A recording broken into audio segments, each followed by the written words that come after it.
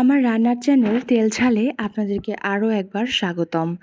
আমি আজকে আপনাদেরকে রান্না করে দেখাবো চাইনিজ স্টাইলে নুডলস। নুডলস রান্না করার জন্য এখানে আমি 3 ধরনের ক্যাপসিকাম নিয়ে নিয়েছি। আপনাদের কাছে যে ধরনের ক্যাপসিকাম অ্যাভেলেবল থাকবে আপনারা কিন্তু সেটি ব্যবহার করতে পারেন। আমি শুধুমাত্র দেখার সৌন্দর্যের জন্য 3 ধরনের ক্যাপসিকাম ব্যবহার করেছি। ক্যাপসিকামগুলোকে এখন আমি খুব পাতলাভাবে কেটে নিব। এখানে হাফ কাপ পরিমাণ ক্যাপসিকাম হয়েছে। এখন আমি আরও কেটে নিব গাজরগুলোকেও আমি একইভাবে পাতলা করে কেটে নিব। এখন আমি একটি কড়াইয়ের মধ্যে 2 কাপ পরিমাণ দিয়ে দিব পানি। পানি যখন একটু গরম হয়ে আসবে এর মধ্যে আমি দিয়ে দিব সয়াবিন তেল সামান্য পরিমাণ। সয়াবিন তেল দিলে আপনার নুডলসগুলো স্টিকি হবে না এবং একটির গায়ে একটি লেগে যাবে না।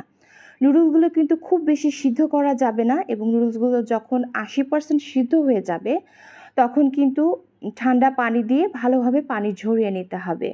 এখন আমি একটি বাটির মধ্যে কর্নফ্লাওয়ার দিয়ে দিয়েছি 1 টেবিল চামচ পরিমাণ, সামান্য গোলমরিচের গুঁড়া দিয়ে দিয়েছি এবং সামান্য লবণ দিয়ে আমি এখানে কিন্তু একটি মিশ্রণ তৈরি করে নেব। এই মিশ্রণের মধ্যে চিংড়ি মাছ দিয়ে আমি ভেজে নিব। এখন আমি একটি কড়াইয়ের মধ্যে 1 টেবিল চামচ সয়াবিন তেল নিয়ে নিয়েছি। আপনারা কিন্তু চাইলে অলিভ অয়েলও ব্যবহার করতে পারেন। এখন আমি সেই চিংড়িগুলোকে ভেজে নিব। অল্প করে ভেজে নিব, বেশি যেন ভাজা না হয়, কারণ এটি পরবর্তীতে আবারও রান্না করা হবে। চিংড়ি মাছগুলো ভাজা হয়ে গিয়েছে। এখন আমি চিংড়ি মাছগুলো তুলে রাখবো। সেই একই তেলের মধ্যে আমি দিয়ে দেব একটি ডিম। ডিমগুলোকেও আমি হালকাভাবে ভেজে তুলে রাখবো। ইতিমধ্যে যারা আমার চ্যানেল সাবস্ক্রাইব করে ফেলেছেন তাদেরকে অনেক অনেক ধন্যবাদ। যারা এখনও করেননি তারা প্লিজ আমার চ্যানেলটি সাবস্ক্রাইব করে দেবেন। আমার ভিডিও যদি আপনাদের ভালো লেগে থাকে একটি লাইক, কমেন্ট এবং শেয়ার করতে ভুলবেন না। ডিম ভাজা হয়ে গিয়েছে, এখন আমি তুলে রাখবো। একই তেলের মধ্যে আমি দিয়ে দিয়েছি 1 টেবিল চামচ রসুন কুচি। রসুনগুলোকে কিন্তু খুব ভালোভাবে আমি কুচিয়ে নিয়েছি। এর মধ্যে আমি দিয়ে দিব এখন গাজর কুচিগুলো। একটু নেড়েচেড়ে এর মধ্যে আমি দিয়ে দেব ক্যাপসিকাম। এখানে সবজিগুলো যেন একদম খুব বেশি রান্না না হয়, সবজিগুলো যেন একটা ক্রাঞ্চি যে ভাবটা থাকে সেটি যেন থাকে। অতিরিক্ত রান্না করে ফেলে নুডলসের সাথে খেতে কিন্তু ভালো লাগবে না। এর মধ্যে আমি দিয়ে দিয়েছি কাঁচামরিচ 4 থেকে 5টি। আপনাদের কাছে যে রঙের কাঁচামরিচ থাকবে আপনারা সেটি ব্যবহার করতে পারেন। আমি এখানে শুধুমাত্র দেখার সৌন্দর্যের জন্য লাল মরিচ ব্যবহার করেছি। এখন আমি আরও দিয়ে দিব 1 টেবিল চামচ সয়া সস। এর মধ্যে আমি আরও দিয়ে দিয়েছি ফিশ সস আধা টেবিল চামচের মতন।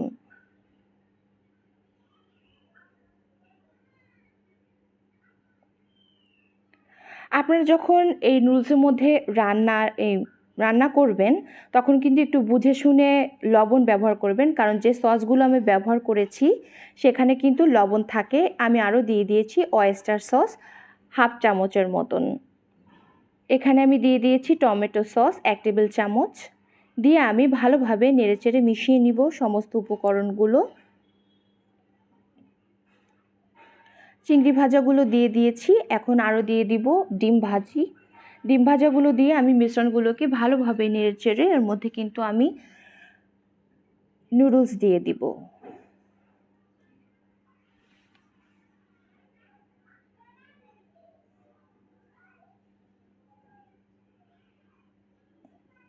নুডলস দিয়ে আমি সমস্ত মিশ্রণ ভালোভাবে মিশিয়ে নিব। এখানে আমি কিন্তু পেঁয়াজ দিয়েছি, পেঁয়াজগুলোকে কিন্তু আমি এরকম কিউব কিউব করে কেটে নিয়েছি। এটি কিন্তু দেখতে অনেক সুন্দর লাগে, আর চাইনিজে কিন্তু এভাবেই পেঁয়াজগুলো দেয়। এখন আমার কিন্তু নুডলস রান্না হয়ে গিয়েছে।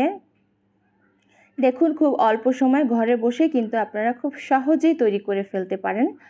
নতুন কোনো ভিডিও নিয়ে আপনাদের সামনে হাজির হয়ে যাব। আপনাদের মূল্যবান সময়ের জন্য অনেক অনেক ধন্যবাদ। সেই পর্যন্ত সবার সুস্থতা কামনা করছি।